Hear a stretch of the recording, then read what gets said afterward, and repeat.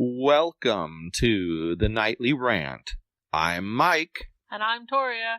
This is the show where we talk about the awful things that have happened in our day, the awesome things that have happened in our day, and all the things in between. Thanks for listening, and we truly hope you enjoy.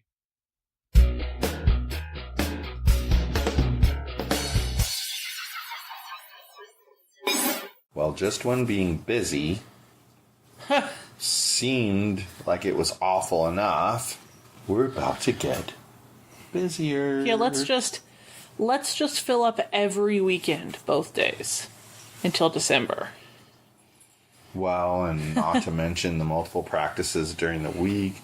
And then don't forget what's going to happen is he's going to have cross-country practice until 4 o'clock every day.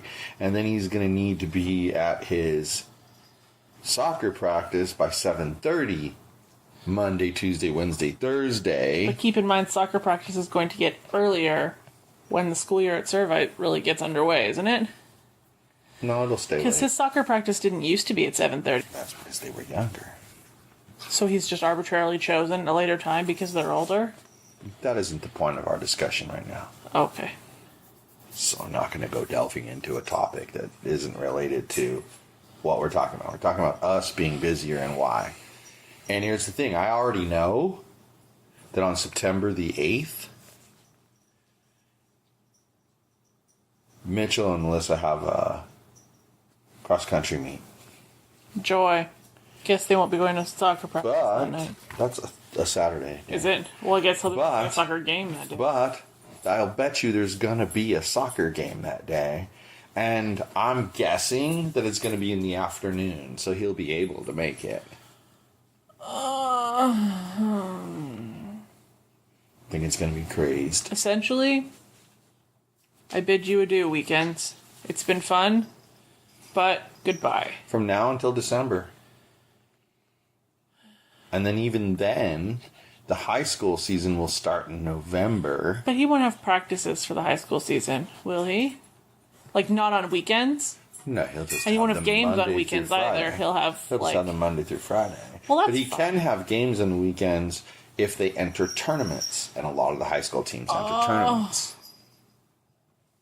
So you may end up, instead of having to go to Vegas for January, we may just have to travel locally somewhere for a tournament. It's a lot.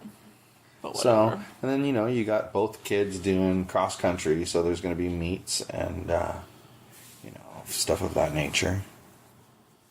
Just what I wanted right now. I'm more busy, but that's okay. Yeah. Not like this was unplanned. Well, yeah, exactly. It's not like we didn't know this was coming for like the last... Since it pretty much... It's not like we didn't know this was coming since the last time when it ended, so... Yeah. That's true. We've been waiting. But we're just going to be busy, and like this coming weekend, for instance. That's why I'm going to multitask before the games this weekend. I'm going to take care of something I needed to get done. Yeah. Well, yeah, but that point is, it dominates our life for one full weekend. Like, the normal time off that we get, usually like relax and do whatever we want, we're now stuck with a schedule yet again. You're tied, you're tethered to that schedule. Yeah. That's okay. Well, that's the thing though. We don't do it for us. We do it for them. And they appreciate it, so I guess that makes it worth it. It's just like someone commented on the video that I did about the albino Chiweenie over here. Can't really call him fat anymore. They said that they thought it was really, they could tell, they thought it was a nice representation of the animal and his expressions and stuff, but also that it really showed how much I care about the animals, how much warmth and love I show to the animals, right? And that made me feel good that comes across, because that's how I feel about all the fucking animals. I may tease the cats from time to time, but yeah, everybody's the same. I love them all. They're all awesome. But it was like, oh, well, he's just saying that because he has to. You know, that's why I was glad the person saw that I was saying it, because Right. he deserves that. Someone said something to me that made me think, and I'm not sure that their idea is a good idea or a bad idea. They were like, well, until he finds a home, hopefully you're letting him visit his old owner once in a while. And I was like, I don't know that would be such a good idea. I think it would just confuse him at this point. Because what I see, okay, people, you guys tell us what you think about this, and then you will chime in.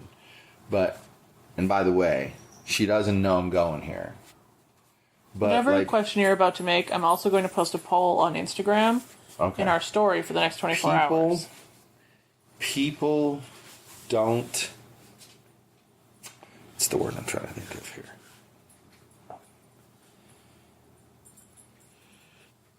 I'm completely lost my train of thought now. And that's been happening to me a lot lately. I was going to talk to you about that. You were talking about... Now I lost your train of thought too. See? You had been talking about taking Odie to go visit his old lady. Yeah, and that's right. And I was like, I don't know if that's such a great idea or not. And then you because I see, I see a foster home. Thank you. That re-triggered the memory. I see a foster home as kind of a transitional housing for the animal.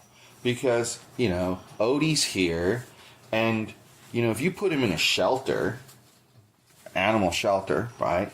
Any of them, even the nice one over there, they're in a cage.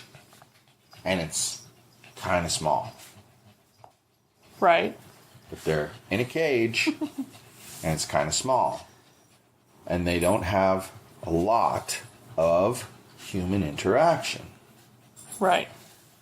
So, by taking them into a situation where we can be compassionate towards the dog and show him affection and try to fix some of the things like his weight issue. We got right on that. Right. So I see us as like transitional. We're taking the dog so that he wasn't necessarily in a bad situation. That woman loved this dog to death. She agonizes, and I can guarantee you she misses this dog. We're just making him a little healthier. But I guarantee you she misses this dog. Loves the shit out of this dog. And how could you not? He's so sweet. And yeah, he has some habits that are mostly gone now, where he did whatever he wanted to do, because I think he did kind of push her around a little bit. That's kind of my guess. And then we found a very, non-mean way to let him know that what he's doing is not appreciated. Well, right, and that's the thing. It's not violent. I mean, you don't have to yell and scream at him. It's great. But here's the thing. What I'm getting at, though, is that I think that foster homes need to be more like a transitional house and less like a shelter. I don't think someone should be... While I think it's beautiful that you would want to, unless you're going to run it like a professional kennel, don't tell me you're taking 35, 40 dogs at one time. Because nobody can handle that by themselves. They need a staff. But that's okay if you've got the money. Go for it. But I think that the foster's job is to just transition that animal from whatever situation it's in to a better or at least as good situation. In other words, this dog probably was living the high life, man. Eating whatever he wanted to eat, telling her, I want to go out, and she would just open the door and let him go out, and then he'd come back in. He could do whatever the hell he wanted when he wanted to. He had a doggy door. We both know this. Yeah. So this dude, come on, you can make it. This dude isn't used to not running the roost. Mm-hmm. And so he pushes the envelope a little bit here and there. It was way more in the beginning, but now he's starting to learn his role and where he fits. Right. And so he's becoming more like dog and less like jerk. Because he went through his little period where he was like Mr. Scaredy Cat, afraid of everything. Oh my God, I'm going to hide. To, I'll mostly hide, but here, let me stab you with this jerk attitude right here. and he'd throw something out there. I'm just going to lift my And at leg and first- I'm going to pee on your wall. At first you're like, what? What is he doing? And then you realize after a bit, he's pushing the envelope. And that was the first habit that left. And he's going to see where we're going to push back. And yeah, when we push back, though, he's not an idiot. He doesn't try to fight that battle. He's like, oh, whoa. That one both humans came at me on. No more. We're not doing that. We're done with that one. Like, it's true. Like, when we show the unified front, Yogi's the same way. That's usually when Yogi will roll on his back. Is when he's decided not to listen to me, and he's decided not to listen to you. But for some reason, when it's us together, he's like, oh, I'll roll on my back. And be all submissive. We bring down a bigger hammer together. It's just funny. He'll ignore you by yourself, me by myself. But us together, that little sucker is like, okay, I'm submissive. And he's a lot the same way. But he keeps pushing the envelope because he's trying to learn what his boundaries are. And what I'm impressed by, and that's what I want people to take out of this, is that this dog is loving and caring enough that he actually cares what we think about his actions. So if we show him displeasure, he picks up on it and backs off next time. Right. He's a very smart, caring, coachable dog. Well, like holy most cow. recently, he has this habit where he eats his food super fast. Yogi eats his food super slow and daintily. So, the foster dog... Daintily. He does. He picks up a kibble, and then he decides he doesn't quite like the flavor of that specific kibble right now, so he puts it on the floor and goes back for another one. And he'll eat that one, and then maybe he'll even eat the next one. But then he daintily puts the next kibble on the floor. Okay, so this is the Yogi dog. Matter of fact, he's doing this as we That speak. is funny.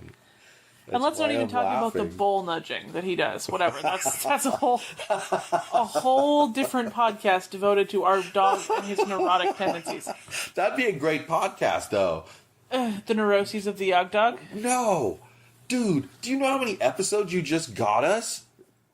We can have a Yog Dog episode. We can have an Odie episode. We can have a Parker episode. Talking about their neurotic tendencies. We can have an Olive episode. Because even she's a little crazy. We could have a you episode. Olive and a is a me little episode. crazy. Olive's a little crazy, but the craziest bleeper in the house It's the chubby. is Pretty Girl. And I would say the guinea pigs are between Olive and Pretty Girl on the cuckoo scale. Anyway, Mr. I would. completely off the rails over there. Okay, so the neurotic dog eats really slow. So cuckoo crazy Yog Dog. Yeah, but you got us so many episodes. I can't even tell you how excited I am. You're welcome. Damn. We can have fucked up Fridays now. It's awesome. Anyway. What the fuck is happening? Crazy. Anyway. Okay, so then the foster dog swoops in and he tries to eat the kibbles that the Yog Dog Yogi's- daintily puts on the floor. Yogi's being a slow poke about it. And the other guy's like, yeah, take advantage. There's growling and there's been some snapping and it's been on both fronts. And this morning I decided I was just sick of it. This can't go on. So I got out my trusty spray bottle and I put it on full assault. Poor doggy. And Odie, he's like getting up in close and personal with Yogi's bowl, and Yogi starts growling, and the dog goes in. He goes in for a floor kibble, and he was like, "Oh my god, what just happened? What?" And he like came slinking into the living room, and he gave me this look like, "What the fuck did I do?" And then he sulks back over there. He's like, This is the best description of what happened I've ever She's not going to shoot me twice. She's just not. She loves me far too much for this. He goes in for the kibble again. So then, okay, he didn't So try you're telling me a it third took him time. twice. He Okay. didn't try a third time this morning. Okay. And now, as we watch Yogi and his neurotic tendencies consuming his bowl of food, is Odie anywhere near him? No. Nowhere to be seen. He's Here he probably comes. he's Here he probably comes. doing something rotten in the hallway. Yeah, here he comes. But still. Poor Odie, guilty until proven innocent. I think we should pause here a moment, and you should have to prove his guilt or innocence. You made the accusation. You prove it. What do you think, Odie? Would you like to speak in your own defense? Hold on, I need my phone. Odie cannot speak in his own defense if he keeps following you. Come here, Odie. Odie, come here. Well, people, Odie has turned his back on us. We are left to our own devices as I watch Yogi eat his food like a freak. He chews and chews like a dainty little flower. You know what, Chicken Little? I take it back. He was not being rotten in the hallway. He was being a good boy. He was just in the hallway. Good job. Odie, you're a good boy, Odie. So anyway, he's being good. He's not harassing the Yogi dogs, and he wasn't pooping in the hallway.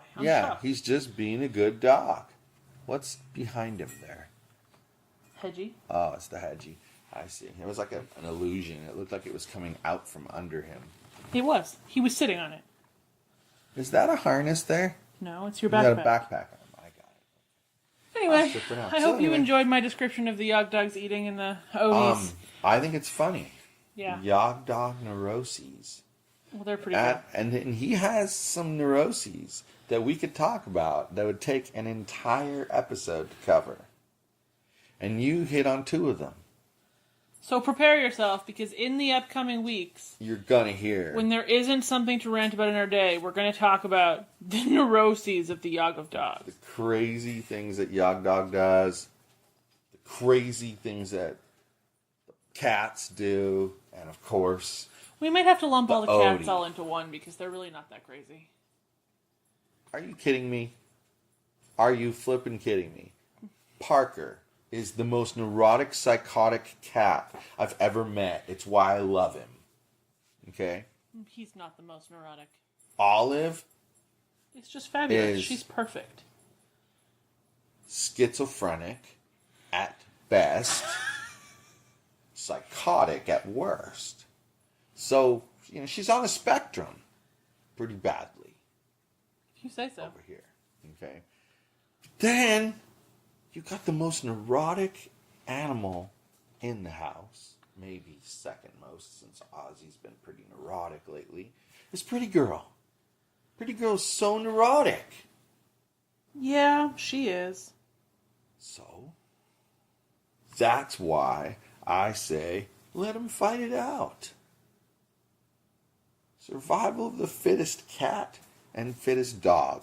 Whoever wins, wins. Olive has already won survival of the fittest cat. How do you figure? Because she's the only one who's not constantly butthurt with one of the other ones. Yeah, that's true.